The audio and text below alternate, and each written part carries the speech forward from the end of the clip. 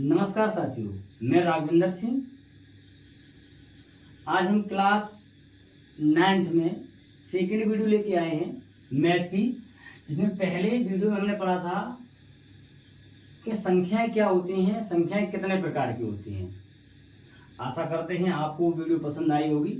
जिन लोगों ने अगर नहीं देखी है तो वो देख सकते हैं। हमारे YouTube channel Goga ji study class पे पड़ी हुई है कक्षा 9 की।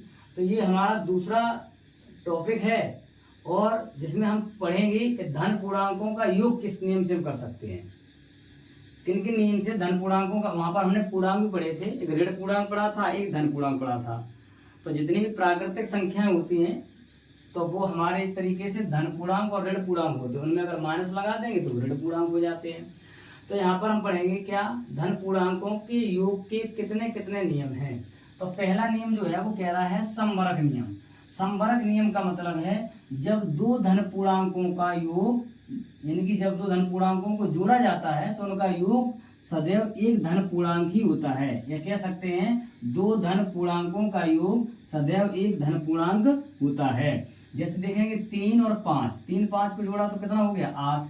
तो 8 भी क्या हमारा है, धन पूर्णांक है। फिर देखेंगे हमने 3 और 7 जोड़ दिया तब भी हमारा कितना है, 10 हो रहा है। तो 10 भी क्या है, धन पूर्णांक है। 10 भी क्या है, एक धन पूर्णांक है।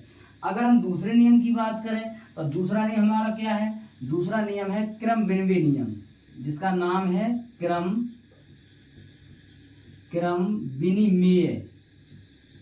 विनिमय नियम। ये हमारा दूसरा नियम है, क्रम विनिमय नियम। अच्छा, क्रम विनिमय नियम की अगर हम बात करें तो क्रम विनिमय नियम क्या कहलाएगा। क्रम विनिमय नियम का मतलब ये है जब दो संख्याओं को, कोई भी हमारी दो संख्याएं हैं और उन्हें हम किसी भी क्रम में जोड़ें, जब दो संख्याओं को किसी भी क्रम में जोड़ा जाता है तब भी उनका क्या होगा, योग एक धन पूर्णांक ही होता है। तो योग भी क्या होता है, सदैव क्या होता है, सदा योगफल या समान हो सकता है या एक धन पूर्णांक भी होता है। समान तो होगा ही, समान के साथ साथ क्या होगा, एक धन पूर्णांक भी होगा। समान के साथ साथ क्या होगा, धन पूर्णांक होगा। तो हम कह सकते हैं जब दो संख्याओं को, ऐसे कह सकते हैं जब दो संख्याओं को किसी भी क्रम में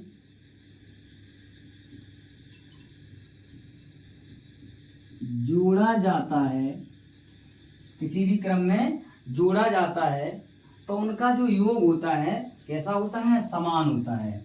तो कह सकते हैं तो उनका योग कैसा होता है, समान होता है। कैसा होता है, समान होता है। समान कैसे होता है भाई, हम तो नहीं मानेंगे कैसे होता है, चेक करेंगे हम कैसे। देखें, जैसे हम कह दें, जैसे हम a + b इन दोनों को जोड़ें, या फिर हम कह दें b + a इन दोनों को जोड़ें तो दोनों का योग कैसा होगा, समान होगा। अरे भाई कैसे समान होगा, तो आइए देखते हैं कैसे समान होगा। जैसे हम कह सकते हैं क्या, जैसे हम कह सकते हैं 4 और 3 जोड़े तो मेरे पास में 7 हो जाता है। इधर देखें तो हम उल्टा कर दें, 3 और 4 जोड़ दें तब भी हमारा क्या आंसर होगा, 7 ही होगा। तब भी आंसर क्या होगा, 7 ही होगा। तो हम कह सकते हैं क्या, दो संख्याओं को हम किसी भी क्रम में जोड़ दें, चाहे हम आगे वाली को पीछे रख दें चाहे पीछे वाली को आगे रख दें, तब भी आंसर हमारा क्या होगा, बताएंगे आंसर क्या होगा, उनका योग जो होगा वो कैसा होगा, समान होगा। लेकिन बात किसकी हो रही है, बात केवल धन पूर्णांकों की हो रही है। तो केवल धन पूर्णांकों को ही जोड़ा जाए किसी भी क्रम में, दो धन पूर्णांकों को किसी भी क्रम में जोड़ा जाए तो उनका योग सदैव क्या होगा, एक समान होगा। क्या होगा, एक समान होगा। आएंगे अगले नियम की बात कर रहे हैं। अगला नियम जो है वो सैचर नियम है। अगले पॉइंट की बात करेंगे जिसका नाम है सैचर नियम।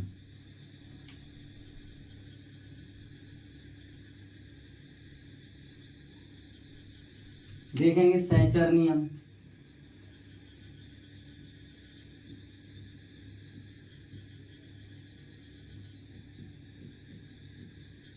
सहचर नियम। अच्छा, सहचर नियम की अगर हम बात करें तो सहचर नियम का मतलब ये होता है, जैसे मेरे पास में 3 धन पूर्णांक हैं, a प्लस बी प्लस सी, एक ये है। अगर हम एक काम करें, b प्लस सी को पहले जोड़ दें, उसके साथ में a जोड़ दें, चाहे हम एक काम ये करें क्या कि a प्लस बी जोड़ दें, फिर बाद में अगर हम c जोड़ दें, तब भी आंसर में कोई भी डिफरेंस होने वाला नहीं है। आंसर क्या होगा? समान होगा। आंसर कैसा होगा? समान होगा। चाहे हम b प्लस सी को पहले जोड़ दें और a को बाद में जोड़ दें, या कह सकते हैं a प्लस बी को जोड़ दें, c को बाद में जोड़ दें, तब भी आंसर क्या होगा? हमारा सेम होगा। तो इसकी डेफिनेशन क्या हो सकती है? इसकी डेफिनेशन क्या हो सकती है बताएंगे? इसकी डेफिनेशन क्या हो सकती है? यदि मेरे पास में क्या है, हम कह सकते हैं, यदि 2 से अधिक, देखो 2 हैं, 2 से अधिक धन पूर्णांक हैं, या कह सकते हैं 2 से अधिक जो आपके धन पूर्णांक हैं और धन पूर्णांकों को किसी क्रम में जोड़ा जाए, तो सहचर नियम का क्या मतलब है? हम कह सकते हैं यदि 2 से अधिक धन पूर्णांकों को किसी भी क्रम में जोड़ा जाए, किसी भी क्रम में जोड़ा जाए, तो क्या कर देंगे? यदि 2 से अधिक धन पूर्णांकों को किसी भी क्रम में जोड़ा जाए या किसी भी क्रम में जोड़ दें, तो योगफल क्या होता है? योगफल क्या होगा? बोलो, योगफल कैसा होता है? समान रहता है। तो कह सकते हैं, जोड़ा जाए तो योगफल कैसा होगा? समान होता है या समान रहता है, ऐसे लिखेंगे, समान रहता है। देखेंगे, जैसे एग्जाम्पल तो हमने ये दिया है, यहाँ पर हम देख सकते हैं, जैसे 3 + 4 + 5, ठीक है। तो हम एक काम कर रहे हैं क्या कि 4, यहाँ पर हमने क्या किया है, 3 + 5 4 कितना हुआ? 9 में 3 जोड़े कितना हो जाएगा? 12, ठीक है। इधर देखेंगे, अगर हम उल्टा करें, हम उल्टा क्या करें? हम उल्टा ये करें, 3 + 4 और प्लस कर देंगे 5, ठीक है। तो 4 और 3 कितना होगा? 7, 7 में कितना जुड़ेगा? 5, तो 7 5 कितना होगा? 12 होगा। 7 5 कितना होगा? 12। मतलब अगर यदि 2 से अधिक धन पूर्णांक हैं तो उन्हें हम किसी भी क्रम में जोड़ दें, तब भी उनका क्या होगा? आंसर समान रहेगा। आंसर कैसा रहेगा? समान रहेगा। आंसर कैसा रहेगा? समान रहेगा। अगली बात करते हैं हम धन पूर्णांकों का गुणा क्या क्या हो सकता है, देखेंगे। धन पूर्णांकों का गुणा, अब योग हटा देंगे, अब यहाँ पर लिखेंगे हम गुणा। धन पूर्णांकों का गुणा देखेंगे। अगर गुणा की बात करें तो गुणा में भी पहला यही नियम आएगा हमारा, समवरक नियम। क्या आएगा? पहला हो जाएगा समवरक नियम। क्या हो जाएगा? समवरक नियम। हम समवरक नियम देखेंगे। समवरक नियम क्या होता है? गुणा में क्या होगा? 2 धन पूर्णांकों का अगर हम गुणा करेंगे, क्या करेंगे? हम गुणा करेंगे। गुणन भी क्या हो जाएगा? एक धन पूर्णांक ही होगा। तो हम लिख सकते हैं क्या? हम लिख सकते हैं 2 धन पूर्णांकों का गुणा सदैव एक धन पूर्णांक होता है। क्या होता है? एक धन पूर्णांक होता है। जैसे अगर हम बात करें, जैसे हमने एक धन पूर्णांक 4 ले लिया, एक धन पूर्णांक 3 ले लिया, दोनों का मल्टीप्लाई किया, गुणा किया, 4 × 3 = 12 हो गया। तो ये भी मेरे पास में क्या है, धन पूर्णांक है। अगर हम दूसरे की बात करें एग्जाम्पल की, जैसे हम मान लें 5, 5 में हमने 3 का गुणा कर दिया तो कितना आया 15, तो 15 भी क्या है, एक धन पूर्णांक है। 15 भी क्या है, एक धन पूर्णांक है। इसी हिसाब से दूसरे की बात करेंगे हम, क्या हम बात करेंगे क्रम विनिमय नियम का।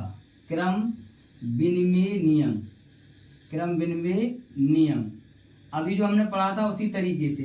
क्रम विनिमय नियम का मतलब क्या हो जाएगा, दो धन पूर्णांकों का गुणा, दो धन पूर्णांकों का गुणा हम क्या करेंगे, किसी भी क्रम में कर दें। तो हम लिख सकते हैं क्या, दो धन पूर्णांकों का गुणा किसी भी क्रम में कर दें, किसी भी क्रम में कर दें, क्रम में कर दें तो उनका गुणनफल समान होता है। तो उनका गुणनफल कैसा होता है, समान होता है। कैसा होता है, समान होता है। कैसे, कोई भी दो धन पूर्णांक ले लेंगे, जैसे 4 गुणा 5 कर दिया तो 20 आ गया है। अगर इसी को हम एक काम करें क्या, कि 5 गुणा 4 कर दें तब भी आंसर कितना आएगा, 20 आएगा।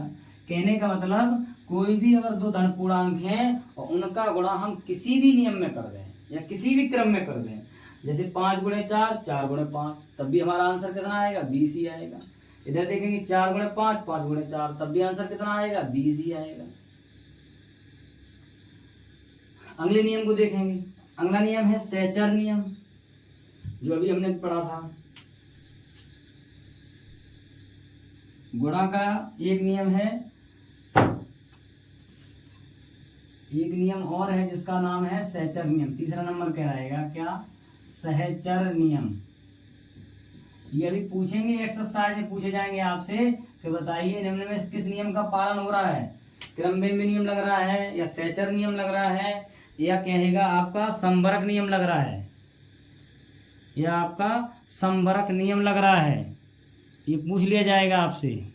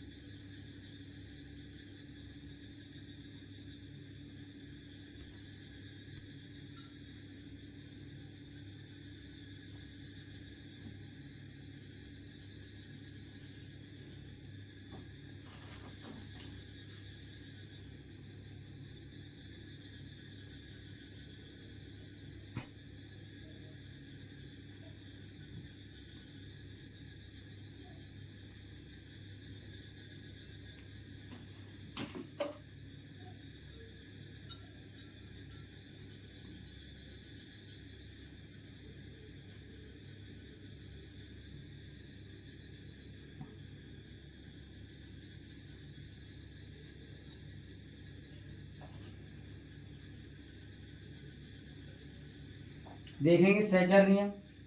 सहचर नियम का मतलब भी हो जाएगा क्या, सहचर नियम का मतलब होगा जब दो से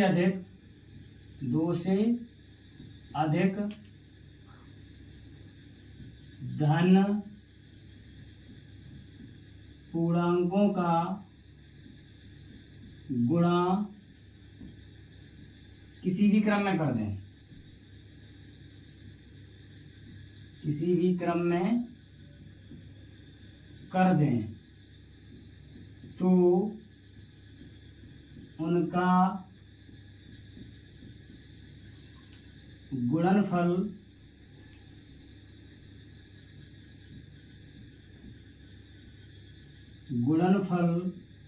कैसा होगा,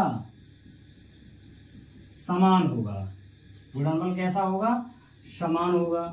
जैसे हम कह सकते हैं 3 गुणे 5 गुणे 2। तो अगर हम एक काम करना चाहिए, इन दोनों का पहले गुणा कर लें, तो 3 गुणे 5 दूनी 10, तो 10 दिया कितना हो जाएगा, 30 हो जाएगा।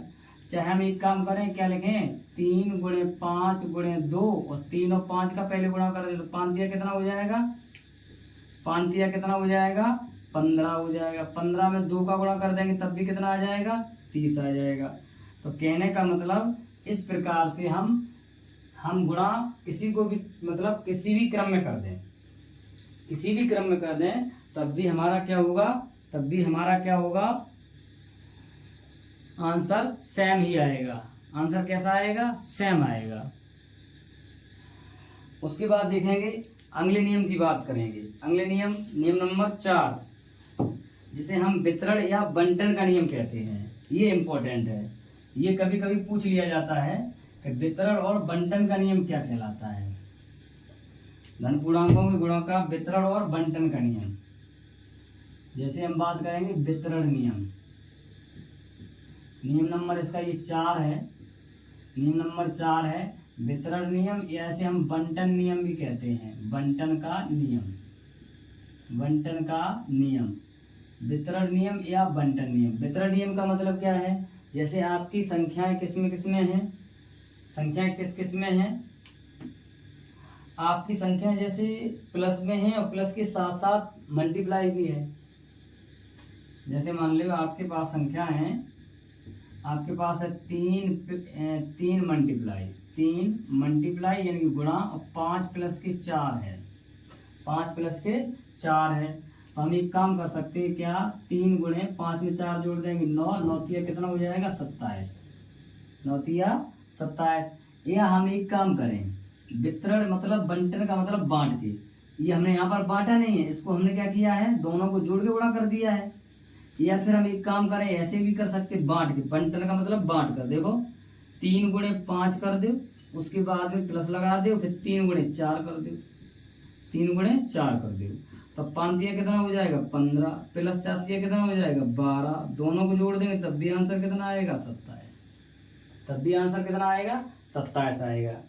तो इस नियम को हम वितरण नियम या बंटन नियम कहते हैं। कोई भी संख्या अगर ब्रैकेट में लिखी है, या तो उसको हम दोनों को जोड़ लेंगे या घटा लेंगे, या माइनस में मिलता है तब भी क्या होगा, जोड़ लेंगे या घटा लेंगे, और उसके साथ साथ क्या कर देंगे, या फिर हम दोनों का मल्टीप्लाई अलग अलग कर देंगे, जोड़ देंगे या घटा देंगे। अगर माइनस होगा तो घटा देंगे, प्लस है तो यहाँ जोड़ देंगे तब भी। या फिर हम क्या करें, दोनों को जोड़ लें या फिर गुणा कर दें तब भी आंसर दोनों के क्या आएंगे, सेम आएंगे।